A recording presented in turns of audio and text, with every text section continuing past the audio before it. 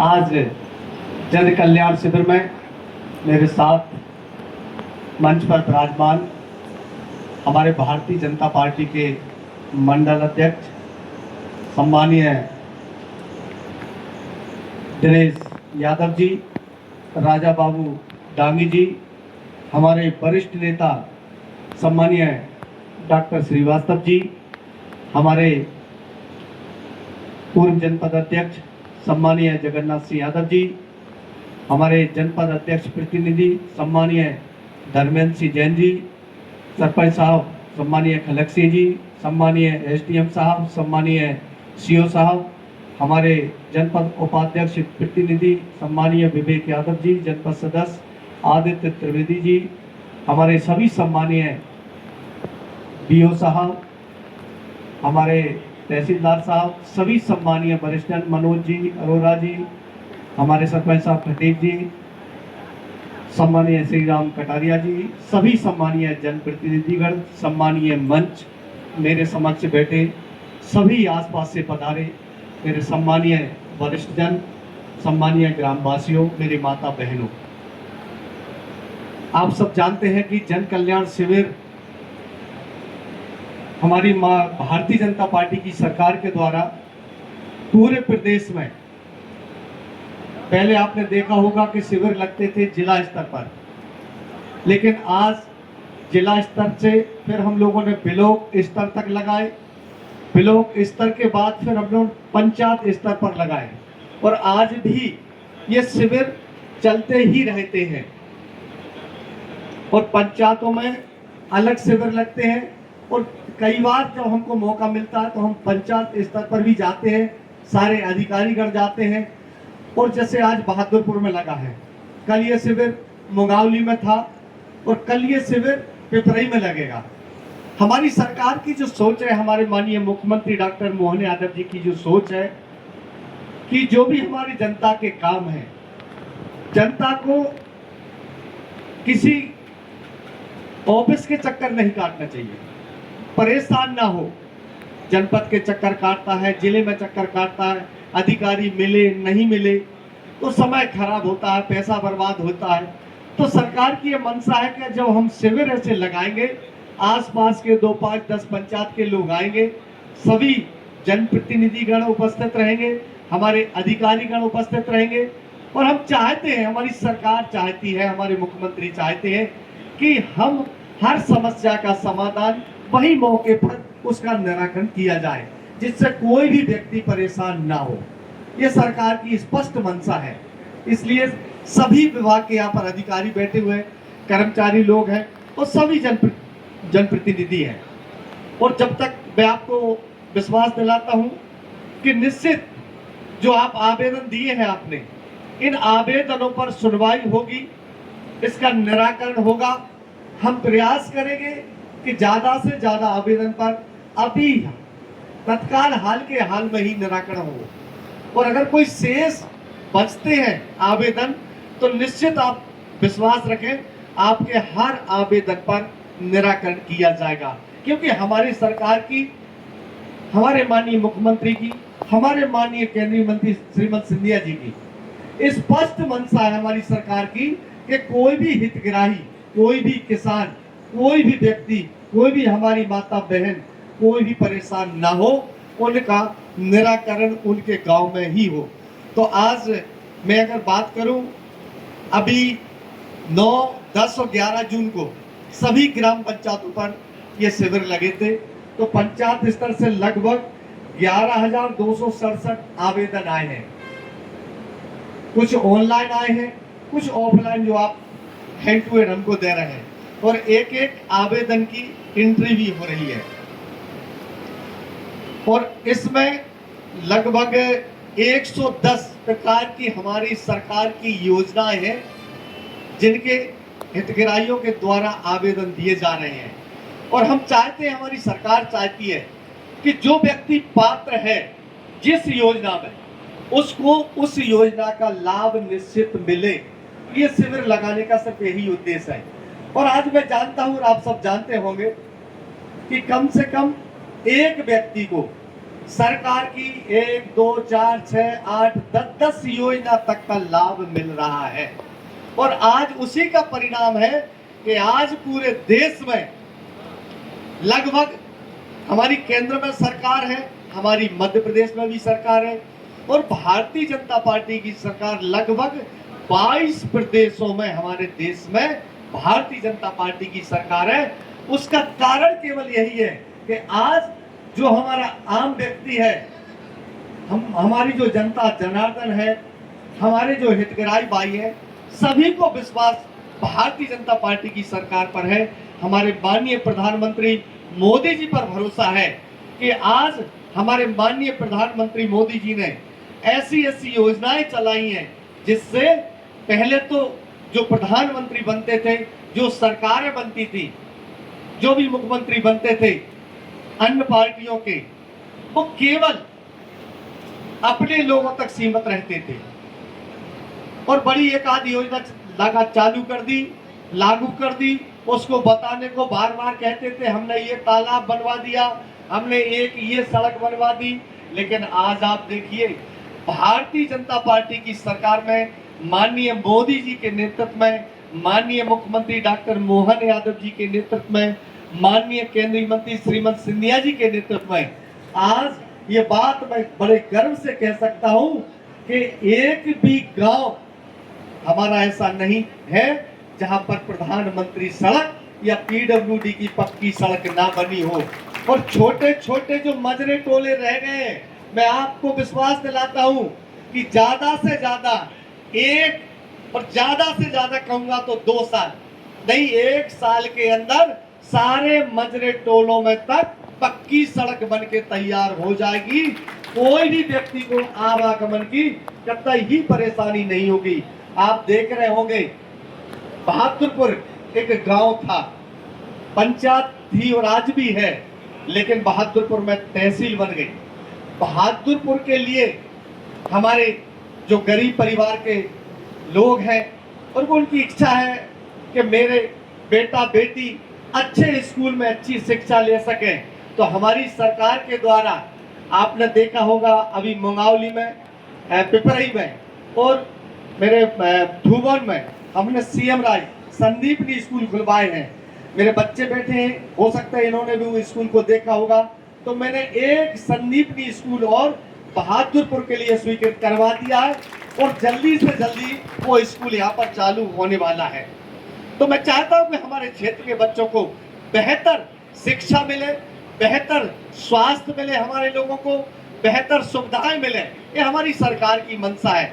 और आप जानते होंगे कि जब से आप लोगों ने मुझे आशीर्वाद दिया है, मेरा हमेशा प्रयास रहा है कि कोई भी छोटा कार्यक्रम हो, बड़ा कार्यक्रम हो, जब आप मुझे याद करते हैं, मुझे आमंत्रित करते हैं, मुझे बुलाते हैं, जरूरत नहीं है कि मुझे आप निमंत्रण लिखकर भेजें, आप अगर फोन पर भी मुझको बुलाते हैं तो जब अगर मेरे पास समय रहता है तो निश्चित ही मैं छोटे से छोटे और बड़े से बड़े कार्यक्रमों में हमेशा पहुंचता हूं। क्योंकि मैं एक जनप्रतिनिधि हूं, विधायक हूं, वो अपनी जगह हूं, लेकिन सबसे पहले मैं आपके परिवार का सदस्य हूं।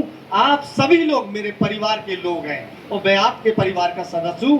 और मैं चाहता हूं कि जिस तरह से आप लोगों ने मुझ पर भरोसा किया है, मुझ पर विश्वास किया है, मैं आपको विश्वास दिलाता हूं कि आपके भरोसे पर और आपके विश्वास पर हमेशा खरा उतरूंगा। और मैंने हमेशा प्रयास किया है कि मैं अपने क्षेत्र के लिए क्या बेहतर कर सकता हूं, कितनी योजनाएं ला सकता हूं, हमेशा 24 घंटे मेरी यही चिंता रहती है। साथियों, आज ये शिविर आपने देखा होगा, जन कल्याण शिविर जो लगा है, इसी तरह के शिविर हमारे सांसद श्रीमती सिंधिया जी को आपने देखा होगा, बहादुरपुर में शिविर लगाया, मुंगावली में लगाया, पिपरई में लगाया, सहराई में। अब वो चाहते हैं कि मैं खुद भी जन सुनवाई के शिविर लगाऊं और लगाए उन्होंने। और आप लोगों ने परिणाम देखा होगा कि उन्होंने ये कहा है, उनकी जो सोच है हमारे महाराज साहब की, कि मैं जो शिविर लगाऊं, अधिक से अधिक लोग अगर आवेदन लेकर आते हैं और वो तत्काल मौके पर ही उनका निराकरण कराते हैं। ये है भारतीय जनता पार्टी की सरकार, ये है हमारे लोकप्रिय सांसद जी कि जो जन जन की चिंता करते हैं। और विकास तो आप सब जानते हैं, साथियों, किसी से छुपा नहीं है। आज हमारे विधानसभा की बात करें, चाहे हमारे लोकसभा की बात करें, जितना विकास हमारे महाराज के द्वारा करवाया गया है साथियों, किसी से छुपा नहीं है। सड़क से लेकर, सिंचाई से लेकर, पेयजल से लेकर, तालाबों से लेकर, स्कूलों से लेकर, अस्पतालों से लेकर हर योजना को अंबार लगा दिया है। मैं इतना कह सकता हूं इस मंच के माध्यम से कि साथियों, जब से आपने 2018 से आपने मुझे चुना, मैं 2018 से आज तक 8 साल हुई है। 8 साल के कार्यकाल में इतना बड़े गर्व के साथ कह सकता हूं कि पिछले 25 साल में जितने काम नहीं हुए उतने हमने 8 साल के अंदर हमारे क्षेत्र में कर दिए हैं। क्योंकि आपका जो विश्वास है, आपका जो स्नेह है मेरे ऊपर, मैंने हमेशा आपसे कहा ना कि मेरा एक ही प्रयास है कि हम क्षेत्र के लिए क्या बेहतर कर सकते हैं, कितना अच्छा कर सकते हैं। सभी लोग हमारे मिलजुल कर रहे हैं, प्रेम से रहें। अगर कोई परेशानी है, कोई कठिनाई है, तो मैं समझता हूँ वो कठिनाई आपकी नहीं है, वो परेशानी आपकी नहीं है, वो कठिनाई मेरी है, वो परेशानी मेरी है। मैं चाहता हूँ कि उस परेशानी को, उस कठिनाई को तत्काल वही मौके पर निराकरण करके उसको खत्म किया जाए। तो साथियों, ये है भारतीय जनता पार्टी की सरकार। आज हमारे प्रधानमंत्री मोदी जी, जिनके 12 वर्ष पूरे हो चुके हैं और अभी 3 साल शेष हैं तीसरे कार्यकाल के, आज वो देश के पहले प्रधानमंत्री बन गए हैं जिन्होंने लगातार 4000 से ऊपर दिन प्रधानमंत्री बनकर और अपनी जनता की सेवा में लगे हैं। साथियों, ऐसे प्रधानमंत्री हैं, देश के पहले प्रधानमंत्री हैं हमारे मोदी जी, जिन्होंने अभी तक 12 साल के कार्यकाल में एक भी दिन का अवकाश नहीं लिया, एक भी दिन की छुट्टी नहीं ली। वो हमेशा 24 घंटे देश की जनता में और देश की सेवा में निरंतर लगे रहते हैं। ऐसा प्रधानमंत्री हमको मिलेगा क्या कि जो 24 घंटे देश के लोगों की सेवा में। और योजनाएं आप देख रहे हैं कि पहले की सरकारों ने जो किया, जो 50 साल में नहीं कर पाई, वो सरकार ने 12 साल में करके दिखा दिया है। हर गरीब को पक्का मकान, इलाज के लिए 5 लाख का आयुष्मान कार्ड, संबल योजना, भगवान न करे किसी के घर में, तो अपन सब लोग जानते ही है कि एक ना एक दिन जो आया है उसको जाना है। लेकिन अगर कोई गरीब परिवार का जाता है, कोई जवान जाता है, तो सरकार ने संबल योजना के माध्यम से अगर सामान्य मृत्यु होती है तो 2 लाख रुपए मिलते हैं, और अगर एक्सीडेंट से मृत्यु होती है तो 4 लाख रुपए मिलते हैं, और वो तत्काल सहायता सरकार देती है। ऐसी नई नई योजना सरकार ने दी है। बच्चा जब पेट में आता है तो माँ को उसी समय से हमारी सरकार लाभ देना प्रारंभ करती है। जन्म से लेकर मृत्यु तक सरकार उसकी चिंता करती है। साथियों, ऐसी सरकार, ऐसे प्रधानमंत्री जिन्होंने हर व्यक्ति के बारे में सोचा, एक एक व्यक्ति को अलग से योजना बनाई। आज हमारी जो माता बहनें बैठी हैं, हम पहले देखते थे कि जो बाजार में सामग्री मिलती है हमारे लिए, चाहे हम किराने की बात करें, चाहे कपड़ा की बात करें, जूता चप्पल की बात करें, हमारी जो भी सामग्री है, आज हमारी बहनें स्व सहायता समूह के माध्यमों से गांव-गांव में, छोटे छोटे गांव में कुछ सामान बना रही है, वो सामग्री बना रही है, वो ऐसी चीजें बना रही है कि हमको आश्चर्य होता है कि वास्तव में हमारी बहनों के हाथ इतने मजबूत हमारी सरकार ने किया है। जब हमारे प्रधानमंत्री का कहना है कि हम देश के लोगों को आत्मनिर्भर बनाना चाहते हैं। आत्मनिर्भर का मतलब है व्यक्ति श्रम का काम करे, किसी के ऊपर निर्भर ना रहे, और श्रम के आधार पर वो अपने परिवार का भरण पोषण करे, बच्चों की अच्छी शिक्षा दे सके, बच्चों को अच्छा स्वास्थ्य का लाभ दे सके। ये हमारी भारतीय जनता पार्टी की सरकार की मंशा है। साथियों, जितने भी आवेदन आए हैं, मैं एसडीएम साहब और हमारे सीओ साहब बैठे हैं और तहसीलदार साहब, अभी जो समय चल रहा है वो सबसे ज्यादा चल रहा है नपती सीमांकन, बटांकन, बंटवारा, तो ये प्रकरण चल रहे हैं। और जो भी व्यक्ति मेरे पास आता, मैं हमेशा एक बात समझाता हूं और आज भी मैं आपको कहना चाहता हूँ, निवेदन करना चाहता हूँ आप लोगों से कि भैया कोई भी लड़ाई लड़ना, कानून से लड़ना, कभी लठ से मत लड़ना, क्योंकि लठ की लड़ाई आप लोगों ने देखी है। छोटी छोटी बातों पर हम आपस में लड़ जाते हैं, झगड़ जाते हैं, फिर FIR होती है, जेल जाते हैं, लुट पिट कर बर्बाद होकर फिर बाद में राजीनामा करते हैं। तो इसलिए जे कैसे कि पहले ही राजीनामा कर लो, वो नौबत ही ना आए। बैठ के कानून से निराकरण करो। मैं आप लोगों से कहना चाहता हूं कि जो नियम में आता है, जो सही है, किसी का भी, मैं तो ये कहता हूं कि मेरे फोन लगाने की आवश्यकता ना पड़े। आप तो जो काम होने लायक है, किसी भी गरीब का हो चाहे अमीर का हो, किसी भी व्यक्ति का हो, सबसे पहली प्राथमिकता के काम होने लायक है, तत्काल उसका काम करें अपन, जिससे लोगों को वास्तव में ये लगे कि भारतीय जनता पार्टी की सरकार में जरूरत नहीं है किसी के हाथ जाने की, सीधे अधिकारी के पास पहुंचे और तुरंत उसका निराकरण मौके पर हो गया। तो मैं चाहता हूं कि आपसी सहमति से ये काम आप लोग निपटाएं, बैठ कर निपटाएं। पहले हमारे पूर्वज पंचायत करते थे, कहते थे कि पंचों ने जो फैसला कर दिया वो सबको मान्य होता था। तो आज भी तो पंचायत हो सकती है, आज भी फैसले हो सकते हैं। तो जो फैसले कोर्ट में होते हैं, वो फैसले अगर हम गांव में ही करने लग जाए तो ये लड़ाई झगड़े सब खत्म हो जाएंगे और हमारा भाईचारा और अच्छा बढ़ जाएगा। नहीं तो आजकल छोटी छोटी बातों पर बेमनुष्यता पैदा कर बैठते हैं, दुश्मनी पैदा कर बैठते हैं, बाद में लड़ाई झगड़े करते हैं। अरे आप सब जानते हैं भैया, जो आया है वो जाएगा, ना तो कोई साथ में लेकर आया, ना कोई साथ में लेकर जाएगा।